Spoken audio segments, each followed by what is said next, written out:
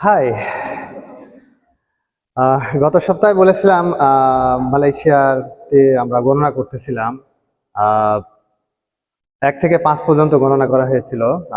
আজকে 6 থেকে 10 পর্যন্ত গণনা করব ইনশাল্লাহ। তো আহ, বাংলাদেশে আমরা যেটাকে বলি ছয় ছয়, মালয়েশিয়াতে সেটা হয় হচ্ছে অ্যানাম। বাংলাদেশে আমরা বলি 7, মালয়েশিয়াতে হয় সেটা তুজো। বাংলাদেশে আমরা যেটা বলি 8, মালয়েশিয়াতে সেটা হয় লাপান।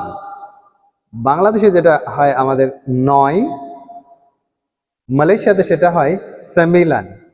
আর বাংলাদেশে যেটা বলি 10, সেটা মালয়েশিয়াতে হয় সেপুলো। আজ এ পর্যন্তই। ভালো থাকবেন, সুস্থ থাকবেন।